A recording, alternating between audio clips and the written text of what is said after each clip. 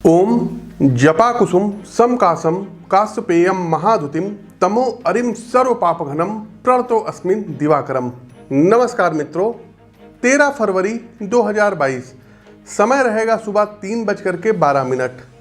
ग्रह कुल के अधिपति हमारी आत्मा को प्राणों के प्रकाश से प्रकाशित करने वाले भगवान भुवन भास्कर अपने पुत्र शनि के द्वारा शासित कुंभ राशि में गोचर करने जा रहे हैं।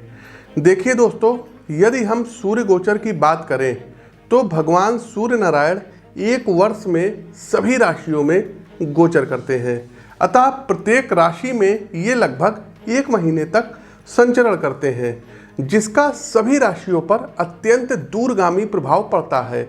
चूँकि कुंभ राशि न्याय और अनुशासन के देवता शनि के द्वारा नियंत्रित राशि है, अतः इस राशि में ऊर्जा, अधिकार और शासन के देव सूर्य का गोचर एक विशेष परिस्थिति का निर्माण करेगा।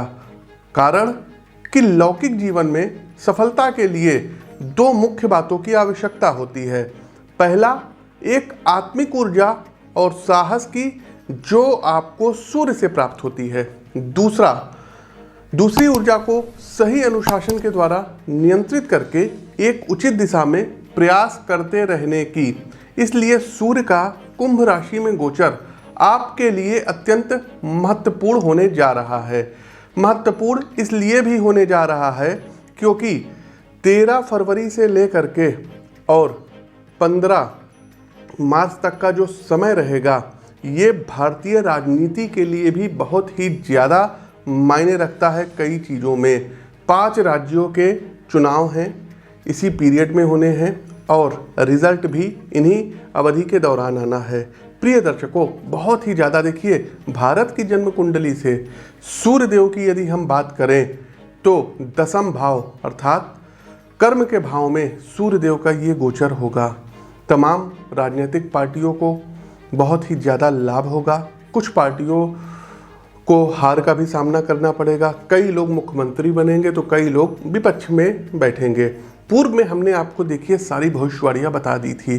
उत्तर प्रदेश के चुनाव के बारे में हमने ये भी आप लोगों से कहा था कि इस बार उत्तर प्रदेश में भारतीय जनता पार्टी पुनः सत्ता में आसीन होगी और जो फाइट रहेगी ये इतनी ज़्यादा टफ रहेगी, इतनी ज़्यादा कॉम्प्लिकेशन रहेंगे जो है देखिएगा दोनों पार्टियों में, खास करके भारतीय जनता पार्टी और दूसरा समाजवादी पार्टी। इन दोनों में नेक टू नेक फाइट रहेगी। समाजवादी पार्टी का प्रदर्शन बहुत ही अच्छा, बहुत ही उम्दा रहेगा, लेकिन अंत में जा कर के बीजेपी साम दाम दंड भेद करके उत्तर प्रदेश में पुनः सत्ता पे काबिज हो जाएगी। दूसरा दर्शकों, हमने गोवा के बारे में बताया था, तो गोवा में भी बीजेपी अर्थात भारतीय जनता पार्टी सत्ता में आएगी। मणिपुर की बात करें तो मणिपुर में भी भारतीय जनता पार्टी सत्ता में आएगी। पंजाब की बात करते हैं तो पंजाब में किसी को भी पूर्ण बहुमत मिलता हुआ दिखाई नहीं दे रहा है। इसके अलावा हमारी प्रिडिक्शन उत्तराखंड को लेकर के भी है दर्शकों। उत्तराखंड में तो तमाम अभी कुंडलियां हमारे पास नहीं आई है, लेकिन अब तक का जो भी हमने पाया है, दोनों पार्टियों की जन्म कुंडली का जो विश्लेषण किया था, तो इसमें बीजेपी और कांग्रेस के बीच जो फाइट रहेगी ये बिल्कुल नेक टू नेक रहेगी। 2-4 सीटों का अंतर रहेगा और कहीं ना कहीं दर्शकों अंत में जा करके देखिएगा कि सरकार जो है उलझती हुई यहाँ पर दिखाई दे रही है उत्तराखंड की यदि हम बात करें। लेकिन लास्ट में कहीं ना कहीं किसी न किसी मूवमेंट पे देखिएगा दोनों पार्टियों में से जो भी जोड़ तोड़ कर लेगा वो सरकार बनाएगा। तो ये हमारी दर्शकों प्रेडिक्शन है। एक चीज़ और बताना चाहेंगे दर्शकों कि फरवरी माह में दिनांक 17, 18 और 19 फरवरी को हमारा दिल्ली आगमन हो रहा है। तो जो भी दर्शक दिल्ली या इसके आसपास के क्षेत्रों से हैं, आप हमसे मिल करके अपनी कुंडली का विश्लेषण करवा सकते हैं।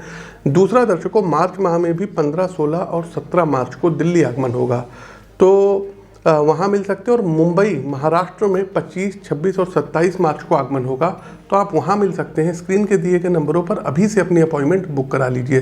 तो सूर्यदेव का ये जो गोचर होगा, तो टू द पॉइंट जानते हैं समस्त 12 राशियों पर इस गोचर का क्या प्रभाव पड़ेगा। उससे पहले आप लोग इस वीडियो को लाइक कीजिए, शेयर कीजिए और कमेंट बॉक्स में ओम सूर्यदेवाय नमः कमेंट टाइप कीजिए। आगे बढ़ते हैं वृषभ राशि। वृषभ राशि के बंधुओं, कार्यक्षेत्र में अपनी स्किल और काम करने के तरीके में आप जबरदस्त सुधार करेंगे।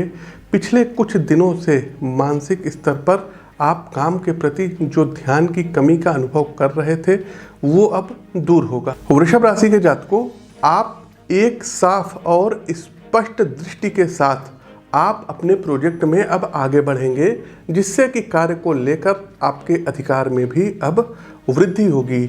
वृषभ राशि के जातकों, काम के प्रति आपका डेडिकेशन का सीधा असर आपको अपने पद की उन्नति और वेतन की वृद्धि में दिखाई देगा।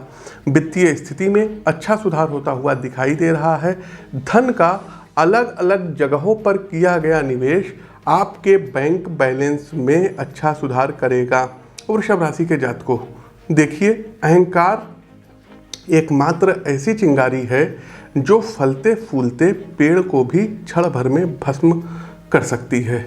इसलिए गोचर कालखंड की इस अवधि के दौरान आपको अहंकार और उससे पैदा होने वाले क्रोध एवं शंका से बचना होगा, अन्यथा किसी गंभीर पारिवारिक संकट का सामना कर सकते हैं।